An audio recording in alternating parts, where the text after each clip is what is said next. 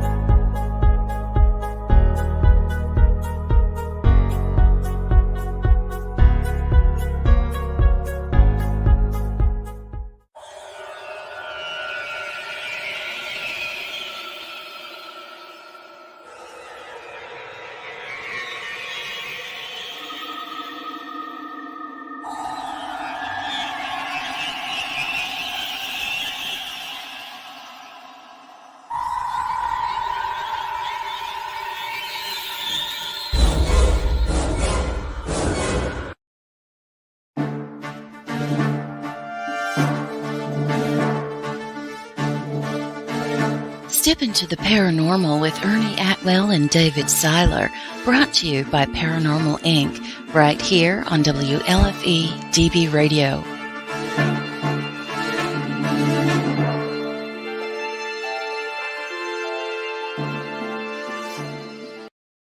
Well, hello, everybody. And it's round two. Y'all missed it. We've actually had like 10 minutes of show. I forgot to hit the go live. Yeah, sorry for the delay. Bad. We had brought our guest in, and Dave was talking to him, and then I went. Dave was telling him just how great of a tech guy he was, and then he realized that he did not hit the go live button. Welcome to episode 58. Let's speed this up. We have an amazing guest. We've been trying to get on our program for some time now, and finally managed to do so. I see him down here laughing at me for my stupidity. You may have seen him briefly last year. He made an appearance at the Gettysburg Bash and will be there for a few days this year. So from A&E's hit show Ghost Hunters, our buddy Daryl. What's up, brother? Round two, man. It's all Hey, good. damn banner right. It's all good.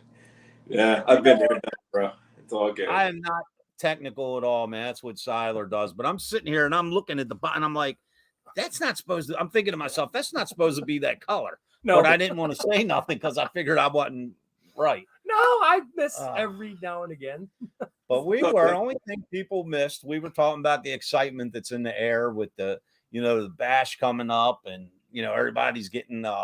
Some folks are even leaving tomorrow to go, and Dave and I will be up there Thursday, and Daryl on Friday, and it's just the energy, man. You can actually feel it through your devices.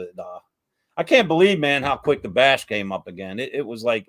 Usually it just feels like it never gets here. And this year, it was like a blink of an eye. It's here and gone. It's back. So, wow. Yeah. Daryl, what have you been up to, my man? How you been? Crazy busy. Just finished my book. It just went into publishing. Probably about 3 months ago, but I'm just able, like this week in the last couple of days, to start talking about it. Right. Out there and things like that, but I got a book that I've been working on since June of last year, and finished it, probably writing it in February of this year, and it's kind of just going through the process, man. Besides that, doing lots of events, gearing up for my new show coming out, Dead Live, with some great people, Chelsea Gill, Corbin Bentley, Mike Diamond, and I'm super excited about that. As a matter of fact, I'll have those guys with me at the Bash on Friday and Saturday, my new cast members, and they'll actually be doing a Q&A with me. They'll be at my table. We're also representing the world's largest ghost hunt at my table as well. So, because we're actually producing that this year, my company, Paranormal Warehouse. Wow. Oh, nice. I saw the photos, because I'm very good friends with Chelsea. And I saw the photos, I think it was just yesterday or maybe this morning when I got up, different photos of you and Chelsea and everything you guys been doing. It looks so cool, man. I can't wait to see it. Super excited about it. As far as your book, I mean, can you give everybody, because I know you're still in the I can't touch of what it's about.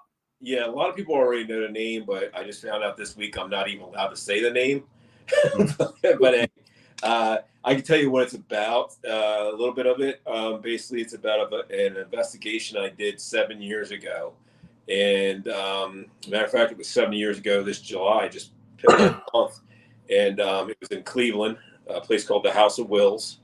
And did an investigation there that really, really changed my way of investigating. It really played havoc on my life for quite a while and almost made me quit the paranormal altogether. And so I wrote a book about it. It's got a lot going on. It's not just paranormal, but I want to call it paranormal / horror / true crime, and it's a bunch of different genres.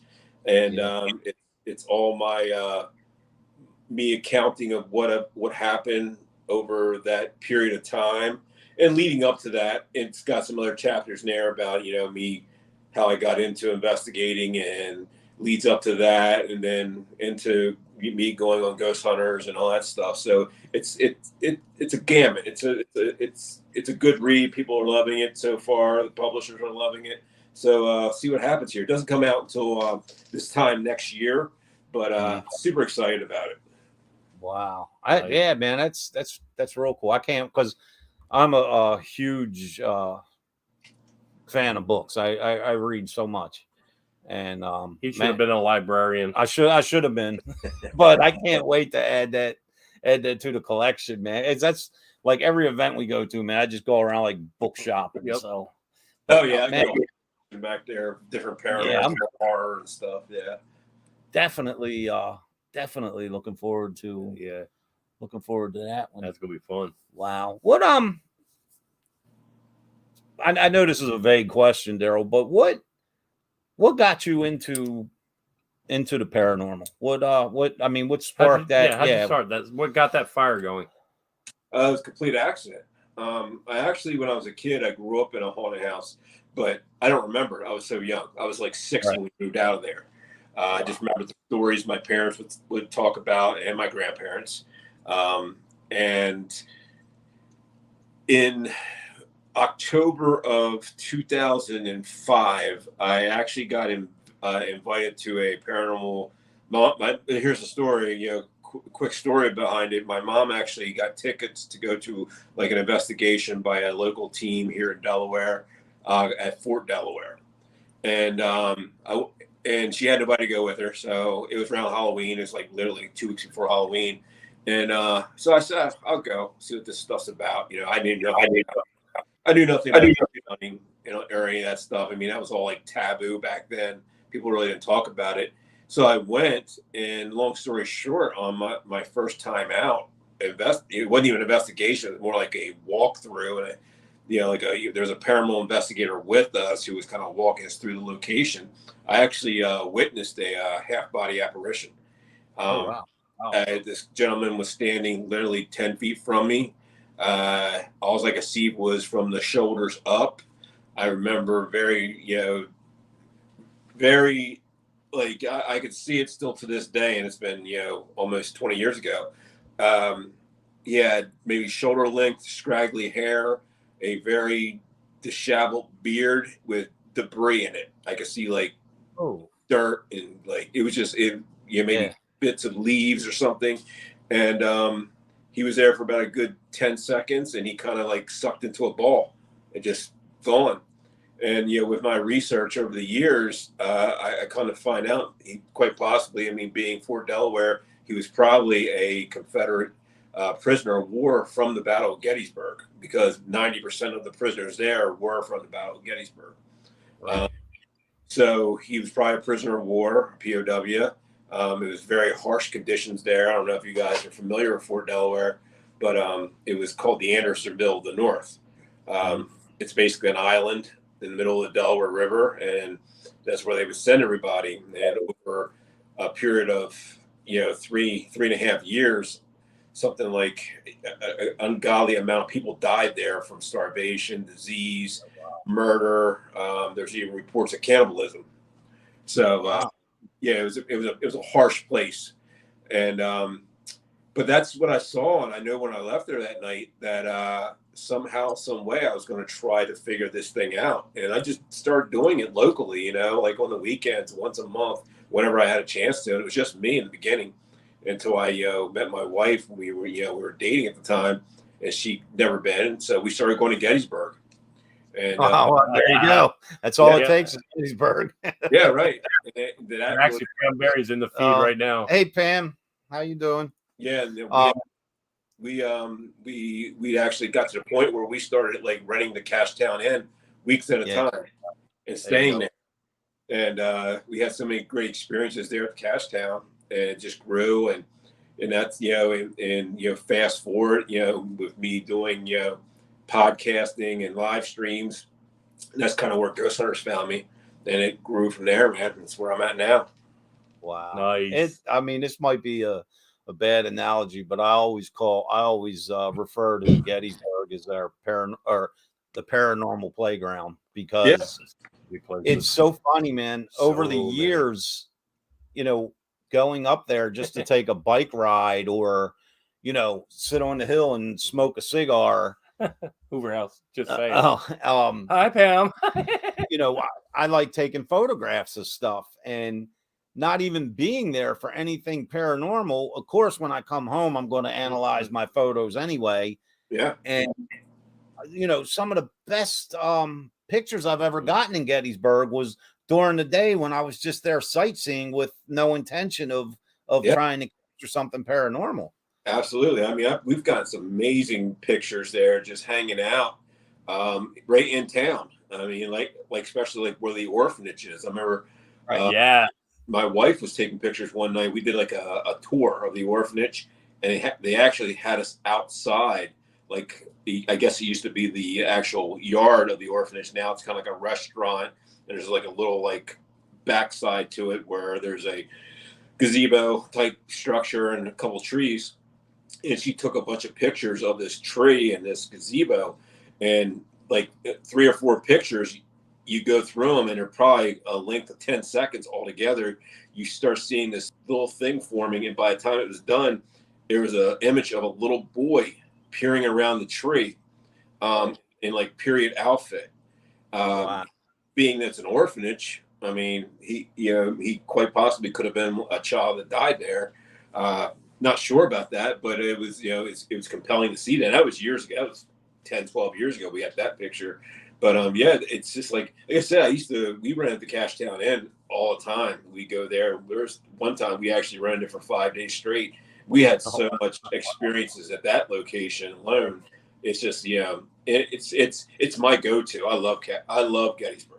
I mean, we I can't tell you the exact year. It was a good while ago. I didn't even know Dave then.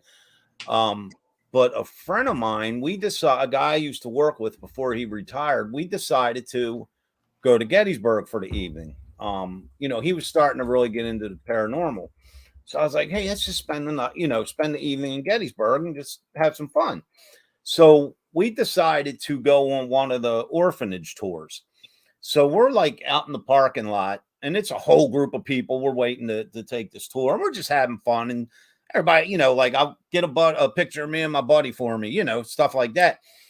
And it's the funniest thing because someone took a photo with my actual camera, and right by my buddy, it looked like an electric streak, almost like the swoosh on a Nike shoe. Yeah. And we're like, wow, that was a pretty cool camera glitch.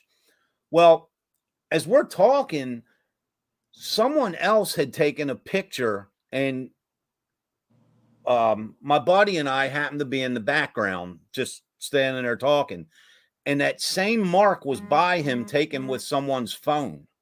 Yeah. And like 3 or 4 times, and we still can't explain this, 3 or 4 times out of the night, taken with different phones in different locations while we were at the orphanage. My buddy always had this streak somewhere around him. Yeah, I never even told you about that. Oh, wow.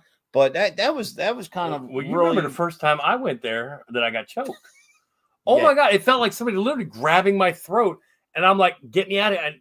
I mean, I was having problems breathing, and everybody's yelling, "Get off you! Get off you! Get off you!" And they had to pull me out of that back lower room. Yeah, we were up there with Pam and Steve Yep, and that Lori. freaked the hell out of me because I had never been touched before by anything. So Gettysburg, man, it's just like that's so much fun up there. Yeah. You know. yeah, it is. Yeah, I But- always tell everybody, like every time I do like a podcast or something, and it's funny to see because some people have never been there. They always wanted to go, and like, Right. if you're into paranormal, you have to go. I mean, Yeah. it's like such a hotbed, and it's just such an amazing experience. Just even hanging out there and just the whole, you can feel it in the air. I mean, Yeah, Absolutely. of Gettysburg, being on the battlefield or being in town, there's this, I don't know, it's this aura about it, just like it just permeates, and it's such an amazing place. I love the atmosphere. I love that the people are great. Locations are amazing. I just love going there. I mean, even if it's not for paranormal, just going there on vacation or hanging out. Yeah. It's great food. that's what I was just getting ready to say.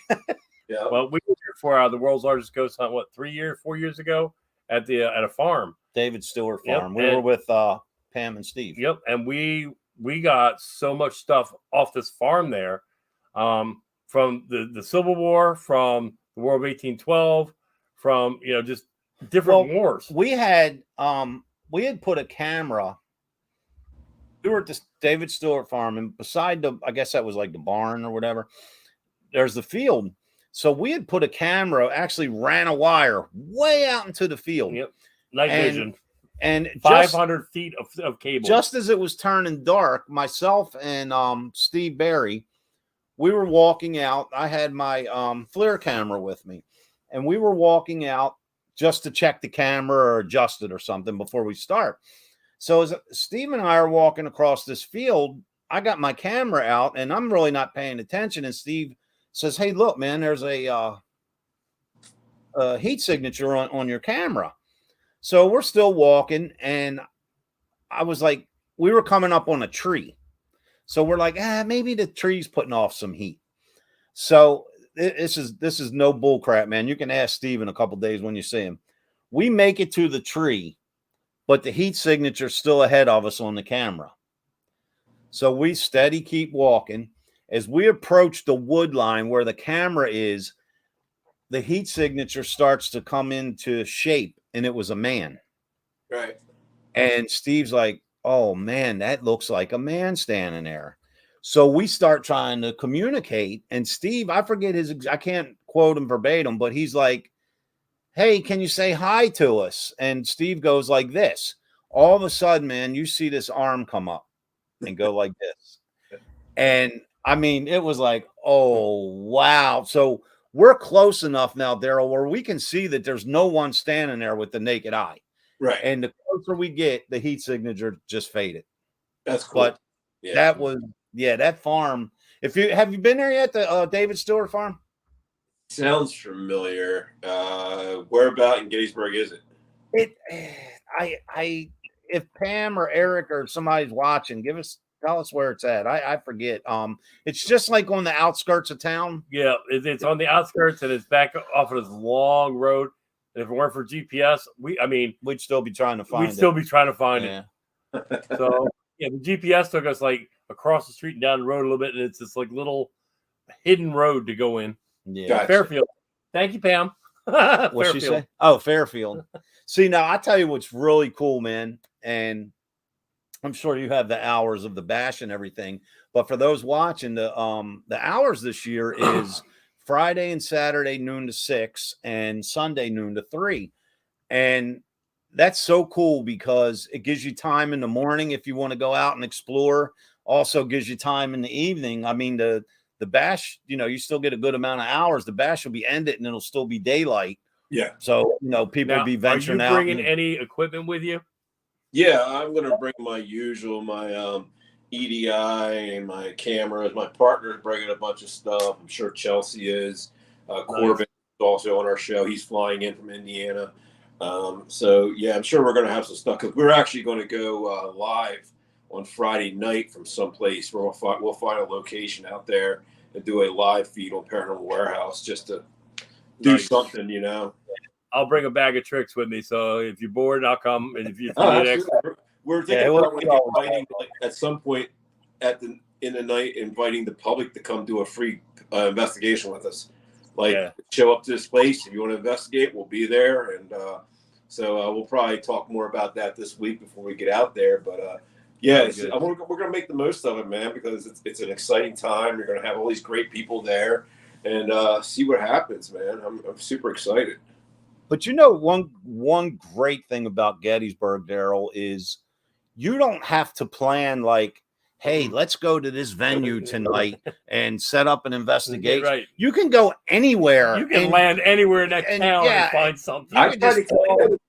That's weird, because I try to explain it to people, because I actually got stuck in that rut probably 10 years ago, where we went there. We were going to film this, this YouTube series we were doing. And it was me and a couple people from Ohio, my wife, and my other friend. We get there, and the person who was this location they had was a joke, and they were trying to charge like some ungodly amount of money. We're like, screw this. So we just went out. We went out into a random field, and started getting crazy stuff happening. Then we jumped over to the was it Cooch's Bridge, and we went back in the woods back there, and we're getting crazy things happening. So, I mean, that's like I was telling people, like, look, you don't have to plan. Like, you don't have to, like, pay money to go, and just go. Because I've seen a lot of people out there doing that, where they're trying to rob the public, people who don't know any better. Like, and they try, we'll give you a ghost tour. We'll take you to this place and that place. You get to spend a half hour here, 45 minutes there.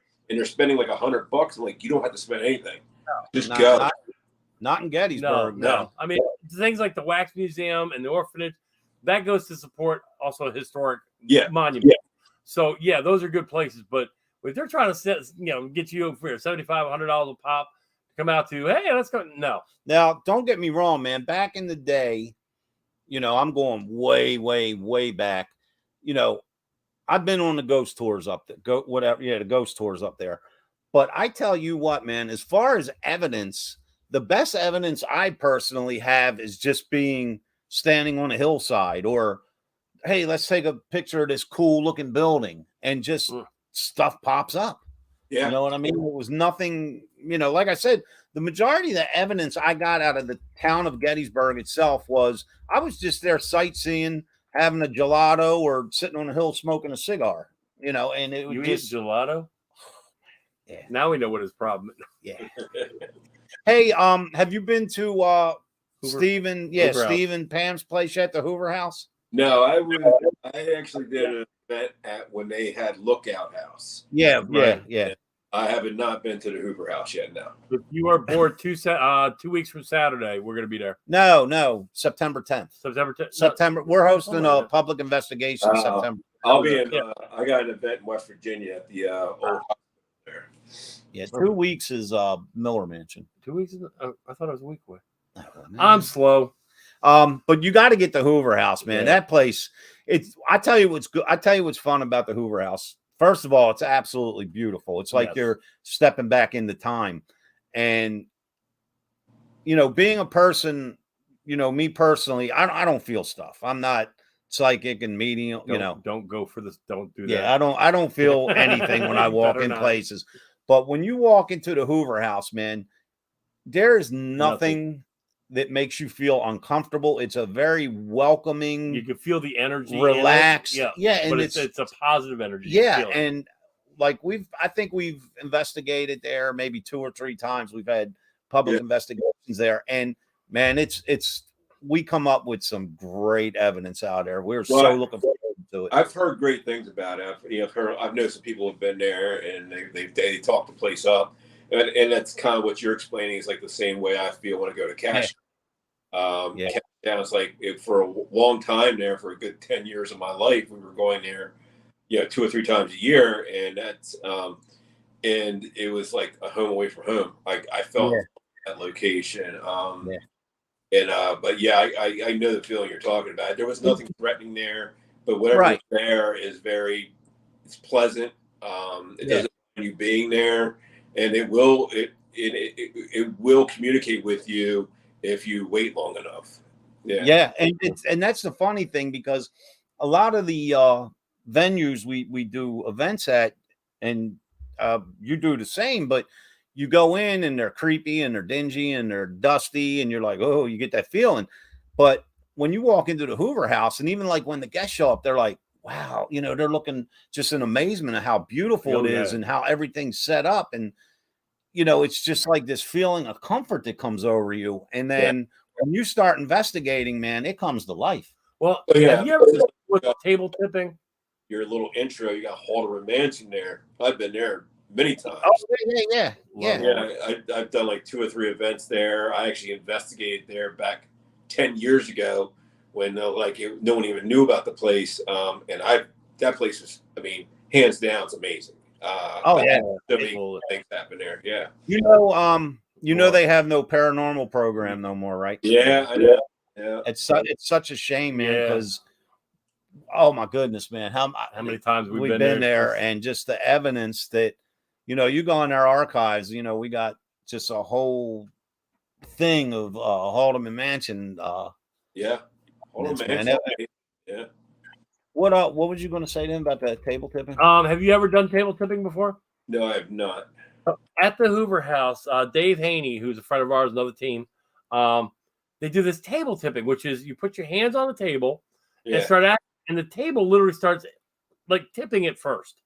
But we were there, and literally everybody's hands were on top of the table, and this table was literally coming up off the floor doing this. I participated because I never did it, and I'm like I said, I'm one of those people. I got to have hard evidence. I don't know if it's from being a cop or what, but you need to show me something to make me a believer.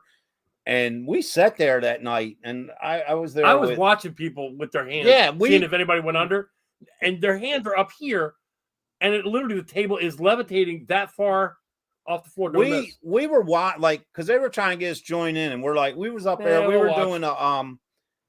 doing an event with I think it was Lori Johnson and Jeff Leeper. Yep.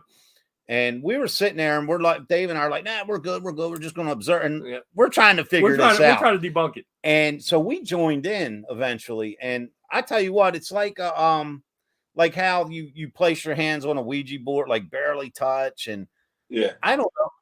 My insides felt like they dropped. When I felt that table come up, and I could see the other 3 people, their hands are on top, and literally the table's rising. And I'm like, the first time I'm like, I'm looking for fans. I'm looking for magnets. I'm like, Steve, this kid, no, you can't do that. That's, and then literally it starts going back and forth and then coming up. The part that got me, and I know this sounds crazy, man, but we scooted out like this, Daryl, right? And stood up with our hands on the table like this and started walking like we were marching, and it was going with you. Now, apparently, Perkins doing table tipping at the Bash next weekend. We'll see if it works. Yeah, I did see Stephanie posted something about that. If you've never experienced that, jump in on that. That just, first of all, you can feel like weird vibes going through you. Yeah. Just weird energy. It feels weird. That's the only way I can put it. Now, if you want to experience I've seen it done. Like actually when we were doing live streams for Paranormal Warehouse several years ago, people were doing it in this live stream, and I was like, I have to be there. I'm a lot like you guys. I have to exactly. I gotta dissect everything. So absolutely. If you want to experience something great when you go to the Bash, and everyone watching is sick of hearing me talk about this, I don't know what your eating habits are or whatever, but when you're at the Wyndham Hotel, man, go into the little bar lounge there and get a cheeseburger. Their cheeseburgers and then their morning breakfast is just I don't leave that place. I don't leave that place the whole 4 days I'm there. Literally. Yeah. Literally. They have I'm sure it's increased by now, but they have a $15 breakfast buffet. All you can eat. And you won't need to eat the rest of the day, man. You'll be good. Very cool. You can tell what we go there for, right? It has nothing to do with paranormal. It has to do with food. I tell you, that's my next thing with Gettysburg. I go there for the paranormal, but I tell you, my true love is like all the little pubs and restaurants. We were actually we were staying in Gettysburg. We were filming in Pennsylvania when I was filming Ghost Hunters, and the closest town was Gettysburg. We were staying in Gettysburg, and one night we had some free time, and we found this I mean, I've been to Gettysburg for 20 years, and I always find something new. We found this little like hole in the wall bar on this back street. Oh, I love those. Those I've are the never best. been there before, and it's probably no bigger than maybe, I don't know, 100 square feet. It wasn't big at all. It was like a bar, a little side room, a pool table, and it was the coolest fucking, excuse my language, place, man. I love it. I love Gettysburg. Daryl, they're the best kind of places, though, and reason I say that, a few years back, I guess it was about 2017, 18 or whatever, Mike King from Ghost of Shepherdstown invited us to his house for the season 2 premiere party. So Dave and I, my theory is it's not the destination, it's a journey getting there. So of course we decide, the party's at night, we're leaving in the morning, and we're only an hour and a half away. So we're going to take a pit stop in Shepherdstown. Yep. So we're going around taking pictures and all that good stuff. And we find this little hole in the wall pizza joint. And Tommy's Pizza. Tommy's Pizza. We walked in and ordered a pepperoni pie. And it was so much pepperoni on it, you couldn't see anything else on the pizza. You could not see the cheese. There was so much pepperoni. It's just. I mean, you like, it's a heart attack on a plate. I love it. And the flavor on it was just outstanding, and the price was only like $10. Yeah, I mean they're the best. They're the best places, man. I took a trip a couple months ago just to get pizza. I actually stopped there and went, "Hi, Mike, I'm going for pizza." I mean, now I don't know how often, Daryl, you get up to like the New York or upstate New York area, but we were up there 2 weeks ago. Myself and 3 others were doing a paranormal book lecture. And Dave was out for the day. He went to Lake Ontario, and with some friends. And I was at the hotel by myself. So I get up and start walking up and down the main road looking for a place to eat. I found this place called Sticky Lips. It's a barbecue place. Yeah. Enough said, man. You're ever up that way and you see one of them. We have a question from Charlotte. Where is the scariest place you've ever investigated? Scariest. I put that in a bunch of different categories because scary can mean a lot of things when you're investigating. Scary meaning paranormal would probably be either Anderson Hotel in Kentucky or the House of Wills in Cleveland. Scariest when it comes to location-wise, as far as the surroundings, the people, and the actual investigation would probably be Clifton, Arizona, and probably House of Wills again, Cleveland. Yeah. Is there a place you would never go back to because of something that happened?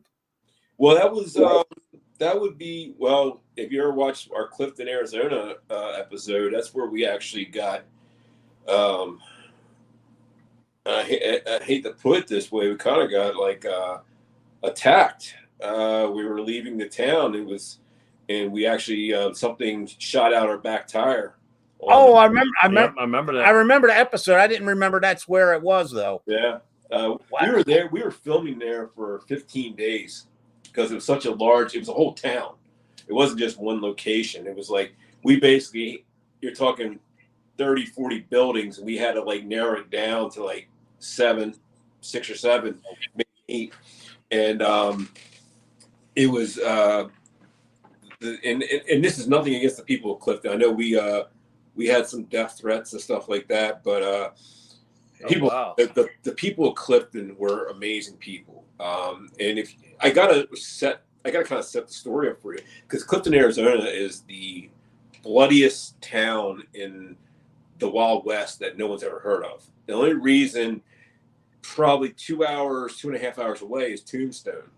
And the only reason Tombstone got the notoriety is because of Doc Holliday, Wyatt Earp, and those guys, and the gunfight at the OK Corral. But Clifton, Arizona was much worse, much bloodier. And it was a murder day. It wasn't just shootings, it was stabbings, it was lynchings, it was drownings. It was just a bad place, man. The whole town was nothing but brothels. and saloons. It was a mining town. It's Right. still today. It's a copper mine. To this very day, it's the world's largest copper mine. Still, and the operations from 200 years ago are still going on today there. And it's this little town in the middle of of Arizona. It literally takes the nearest town where we stayed. Our hotel was an hour and a half away. Oh, That's wow. the closest. Okay.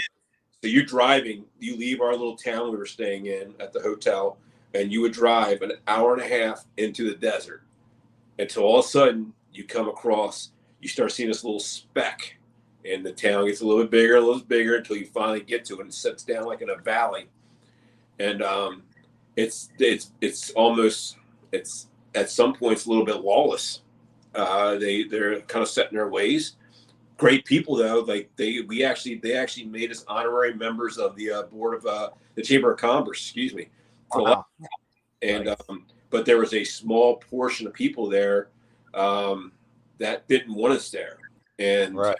reason being is there's a lot. I mean, a lot of this is speculation. Some of it has to do with drug running. Some of it has to do with there's black and white witches there that still practice today. We were warned about them the second day we were there. Me, Grant, and Brandon were standing on the street filming a scene. Like we were actually talking to this gentleman named Akush, who was he was like the head of the Chamber of Commerce there, and he was kind of like the one who called us in. And we're standing in the street, and we got camera ops around us, producers, and there's all these people. And this car kept driving by on this little back street, and like he was like, we all saw it, and he was kind of like, he's like, hey guys, and like we stopped filming for a minute. He's like, this is who they are, and he explained who they were, these witches, and they want you here. I'm just letting you know. We're like, okay, and then they drove back by, and they rolled the window down, and the lady said some things, and I don't know what language she was even speaking. It could have been Native American, but it was supposedly some kind of witchcraft. It could have been Celtic as well. Yeah, and they left, and it was crazy for 2 weeks there. It got so bad the second week we were there, the last 3 or 4 days, they actually hired an entire police force from a neighboring town to come and be our bodyguards. Yeah. Wow. Yeah. Because they didn't trust the police force in that town. Oh wow. Wow, even better. They thought yeah. And I'm not saying it is. That was all speculation. Right. I would love to go back there someday. I don't know if I would, because we got death threats. It was so bad when we go back to our hotel, you'd have to clear the rooms in the hotel, every room, to make sure no one was in there waiting. Yeah. That's kind of unnerving, man. Yeah, that's it made for an amazing episode. It really did. It was right up my alley, the type of investigating I love to do, where it's not just ghost and paranormal. It's, you get this human side of things and you have the paranormal side of things, and they collide sometimes, and you get this weird mixture, and it can get bad, especially when people are into like the dark arts, and the higher and lower keys of Solomon and sigils and things of that nature. We had sigils written in our cars in the hotel parking lot, things of that nature. So it got a little wild, man, a little weird, a little Wild West going on, man. Wow. Yeah, it sounds like it. It was crazy, man. Yeah. That sounds really cool though. But yeah, I mean, because at that point you don't sleep. I know. You think and then so the paranormal side kind of messes with your brain, and we were on each other's throats too. I mean, like by the second week, like everybody wanted to kill each other. Like it was constant bickering, and everyone's turning on each other, and no one's getting along, and a lot had to do with the constant stress we were under, and everything. Yeah, I guess you couldn't wait to get the hell out of there and get home. Yeah, ready to get out of there. But I look back on it, and it was like my favorite episode, actually, because there's one thing I could say about that team. of myself, Brandon, Grant, Mustafa, Brian, Rochelle, and Kristen, you put us under pressure and we did our best. Yeah, exactly. We always, like, you put us under the gun, we did our best. Like, for instance, we were filming up in Pennsylvania at a location. We went there. I mean, they flew everybody in. I actually drove because it was only like maybe 3-hour drive from me. Get to this location. We start filming the first day. We're just doing the walkthrough. It's me and Grant and all the camera people, producers, and everything that was sent to our production, post back in LA was all a lie. It wasn't real. It was supposed to be this orphanage. It wasn't an orphanage at all. It was a boarding house. It was, private. It was nothing matched up. Then the whole location was full of asbestos. So they had to stop filming. They shut it down. We sat there for 2 days in our hotel rooms, and they're like, what do? We got to find our location right away. And usually it took us about 5 to 6 days to film an episode. So we're down a day and a half already.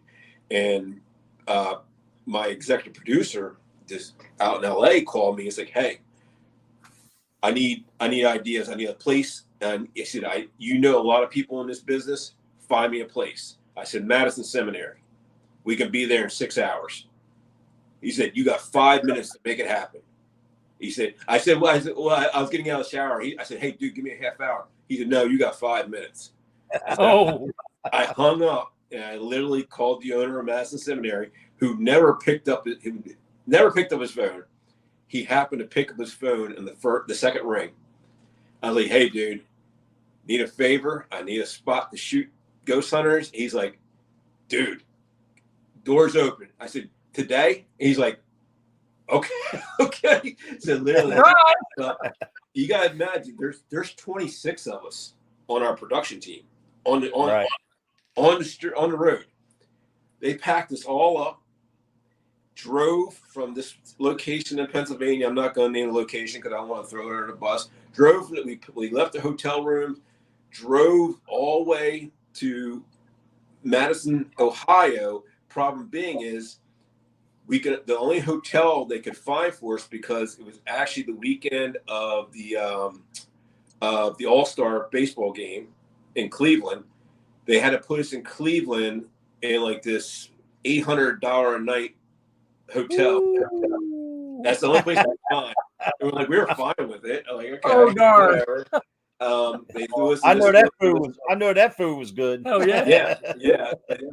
You get there and you still had to drive an hour to Madison, Ohio, which is like an hour outside of Cleveland. But we that was one of the ones on the first season we shot that knocked it out of the ballpark, Madison Seminary. Wow. Location. Nice. Hey, look, everybody that's watching, we're not trying to cut Daryl short, but he's got another show to do. So I told you I'd give you the 7:45 mark. It's 7:46, Daryl. 7:43, yeah, something like that. So I appreciate you coming on, man. I know you had another show lined up, and it's Sunday, and people like to relax. We appreciate you, brother. I know how busy you've been, man. I've been seeing all the photos of you and Chelsea and everything. Hey, please, when you talk to Chelsea, tell her Ernie said hello. Oh, well, she'll be in the bash. Yeah, absolutely. This next podcast, I'll be on there with her. Yeah. I haven't spoken to her, and I guess it's been like a couple months. I sent her daughter a copy of my book. Oh, very cool. Very cool. Yeah. So anyhow, we will see you Friday, man. Have safe travels, and thank you again, man, for spending a Sunday with us, man. We really look forward to having you on. And you're welcome, guys. I will see you on Friday at some point, and come check me out. Be at my table. And you have to please keep me posted on your book, man, so we can get it out here. We have shelves. Yeah, and we can get it out to everybody, because I know you're going to plug something real quick too. Sure, go for it. Yeah, anything you want. We got 2 big events coming up here in September.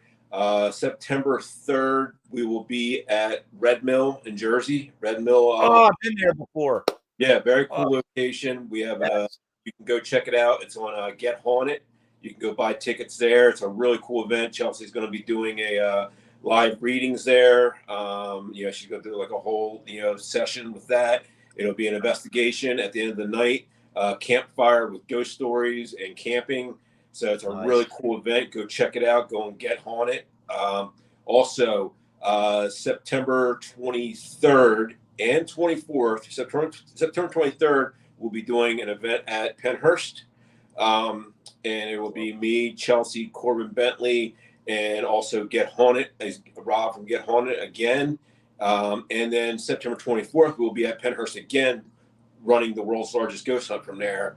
I'll also be doing the VIP paranormal investigation with the people from Penhurst. I'm like their guest investigator for the night. So I think that starts around 10:30. I'm not sure on that. But yeah, check those places out, guys. Go buy your tickets now. It's going to be awesome. Awesome. That's Awesome. excellent. Daryl, we'll see you Friday, my brother. All right, see you Friday, guys. Good Safe seeing you. travel. All right, bye-bye. Bye-bye. God, I love it. Man, Red Mill Inn, man. I went there in 2011. That place is crazy. That place is I want crazy. to get up there. And that was the coldest. It's so big because it's before I knew you, when I was with Paranormal Research in Maryland.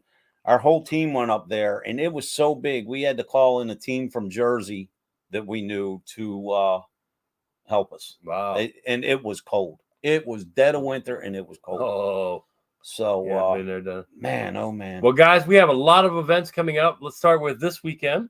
We'll be there Friday, Saturday, Sunday. We're getting there Thursday, Friday. Right, but the Saturday. event starts Friday, Saturday, Sunday at the Gettysburg Battlefield Bash. However, though, everybody watching, I spoke to Pam yesterday. Thursday night, I think 8:30 at the Wyndham Hotel. They have like the whole outback and the decks, and there is a pre-bash kickoff celebration. There's and a party. Everyone's invited. So even if you're not a vendor, come on down. You'll get to Shake meet some hands. Yeah, you'll get to meet all your favorite Give some people. kisses. And, yeah. Never know. Oh yeah, Dave Seiler kissing booth. Don't worry, Hopefully I'll pay you $5 for the kiss. There. Hopefully they have the dunk tank. They made them a good little fortune last year getting dunked in the dunk tank. Not this year. I peed in it before he went up and got in it. He don't know that.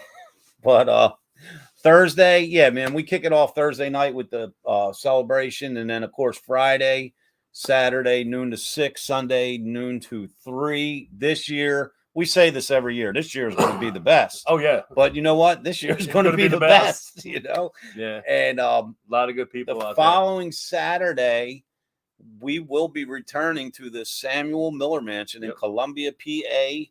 It's actually sold out. Yep, it's actually sold out to host a public investigation. Then on September 10th, one of our favorite places, we will be at the historic 1912 Hoover House. Oh, it's so much fun. That'll be on Saturday, September 10th. If you still want tickets, I do believe there's still some left. Please contact Pam and Steve. Pam Berry. Yep. And for everyone that's coming to the bash, whether you're in it, whether you're just coming there, whatever, safe travels. Because I know there's a lot of people coming from a lot of places. Yep. And like I said, I was chatting with some friends yesterday, and you know, people's going to start filtering in as early as tomorrow already. Yeah. So, but stop by our booth, give us a hug, photo op. Yeah, we got some. We got new stuff. Yeah, we got some new. Every year, I come out with a different color Paranormal Inc. shirt. And man, we have ball caps, shirts, and beanie caps, and ball caps. This year, we'll be selling the old Bald Dude Paranormal line, which is the hat and the shirt you saw. Of course, my book will be on sale, and then we have all the little odds and ends, pens and keychains and bracelets and lions and tigers and bears. Oh my! So, guys, look, have a good rest of your Sunday. Whatever you got to do, get it done so you can come to the Gettysburg Bash. Yes, be there. It goes to a great cause. All the money, 100% of it goes Wounded to Warriors. Yeah, it goes to the Wounded Warriors. It's a great cause. It's a great event. It is the Super Bowl of paranormal events. It's like Christmas for people in the paranormal. Yep, amen. And you meet a lot of good people there too. Oh man, the best. Why you think each year it keeps growing and growing and growing and growing. And while you're there, if you don't know everybody and you don't know Steve and Pam, please, pull them aside and tell them just how much of a great job. Tell them we sent you. Yeah, tell them how much of a great job, because this takes up a lot of their time. It does. And what they do for others and what they've done for others and what they continue to do for others, it's just on words. Absolutely. So please show them some love, give them some love, and we will see you all on And we Thursday. love you.